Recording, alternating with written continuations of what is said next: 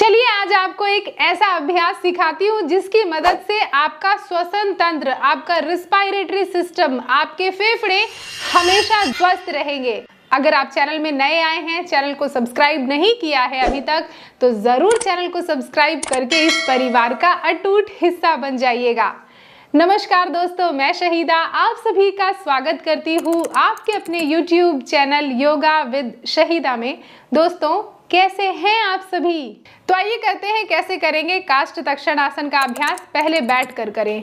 I am sure कि आप सभी ने एक लकड़हारे को लकड़ी काटते हुए तो जरूर देखा होगा। जो भी लोग गांव में रहे हों तो उन्होंने कभी ना कभी किसी लकड़हारे को लकड़ी काटते हुए, वुड चॉप करते हुए जरूर देखा होगा। तो और अगर जिन्होंने नहीं देखा है वो एक बार देख लें।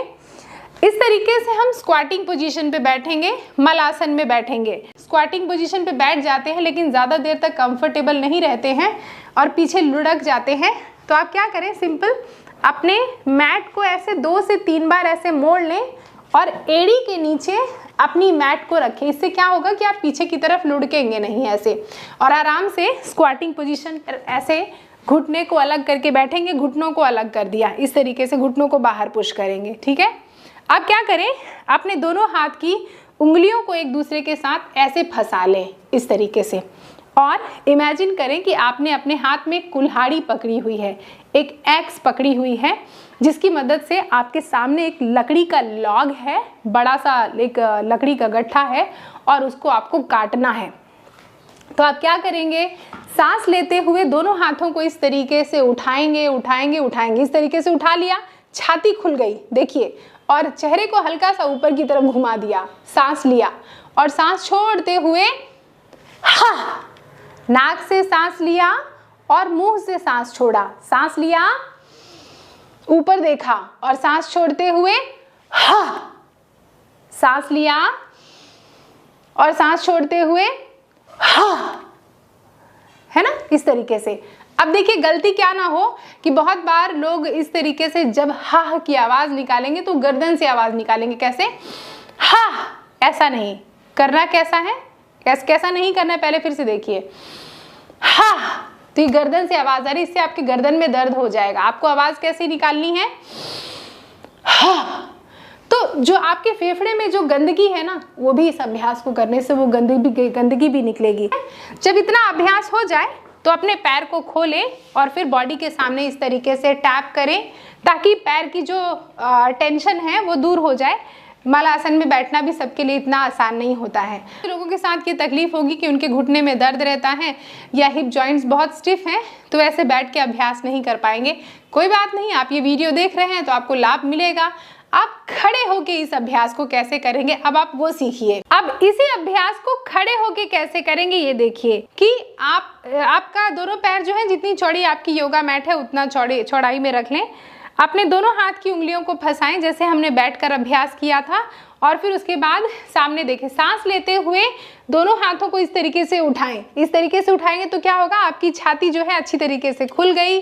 सामने देखें, हल्का सा चेहरा उठाएं, सांस लें नाक से और सांस छोड़ते हुए हा, ऐसा सांस लें और सांस छोड़ते हुए हा, सांस लें और सांस छोड़ते हुए हा, सांस लें और सांस छोड़ें हा, हा,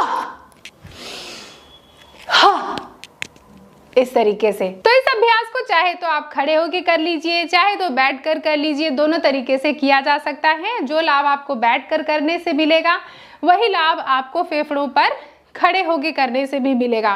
दोस्तों, अगर आप मेरी निगरानी में रह के योग का अभ्यास करना चाहते हैं तो आप सभी का स्वागत है मेरे द्वारा संचालित की जाने वाली ऑनलाइन योगा क्लासेस। ये ऑनलाइन योगा क्लासेस जूम पर 1 घंटे की क्लासेस होती हैं, जिसपे आप हर दिन अलग अलग तरीके के आसन, प्राणायाम, ध्यान, रिलैक्सेशन, यौगिक क्लींजिंग टेक्निक, ये सारी चीजें करते हैं, जिससे आपको ओवरऑल लाभ मिले, स्वास्थ्य लाभ मिले, शारीरिक, मानसिक, आध्यात्मिक, ये सारे स्वास्थ्य लाभ मिले। आपको एक बात बताऊं, मेरे कुछ स्टूडेंट्स को अत्यधिक मानसिक तनाव, diabetes, thyroid, hypertension, high blood pressure, PCOD की समस्या, रात में नींद नहीं आना, जॉइंट्स का पेन परेशान करना, ऐसी समस्याएं थी। और उन्होंने जब ये क्लासेस ज्वाइन की और निरंतर योग का अभ्यास किया और अपने लाइफस्टाइल में छोटे बड़े बदलाव किए, उससे उनको गजब के स्वास्थ्य लाभ मिले हैं। तो मैं आपको हाईली रिकमेंड करूंगी, अगर आप ऑलरेडी योग का अभ्यास कर रहे हैं या बिगनर हैं या कोई हेल्थ कंडीशन है, फिर भी ये क्लासेस ज़रूर ज्वाइन कीजिएगा। अगर किसी कारण से ये क्लासेस आप नहीं ज्वाइन कर पा रहे हैं, कोई बात नहीं, मैंने कुछ ऐसे रिकॉर्डेड वीडियोज़ बनाए हैं जिनको अगर आप परचेज कर लेते हैं तो आप घर पे ही अपने किसी भी वक्त किसी भी जगह एक मैट बिछाइए और योगाभ्यास करना शुरू कर दीजिए।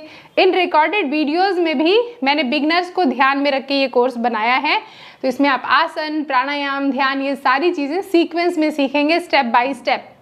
और जानकारी चाहिए ना, तो मेरी वेबसाइट विजिट कर लीजिएगा जो कि है www.yogawithshahida.com, या कि फिर यहाँ पर जो ये व्हाट्सएप नंबर दिया है, इस व्हाट्सएप नंबर पर एक व्हाट्सएप कर देंगे ना, तो तत्काल आपको सारी की सारी जानकारी मिल जाएगी।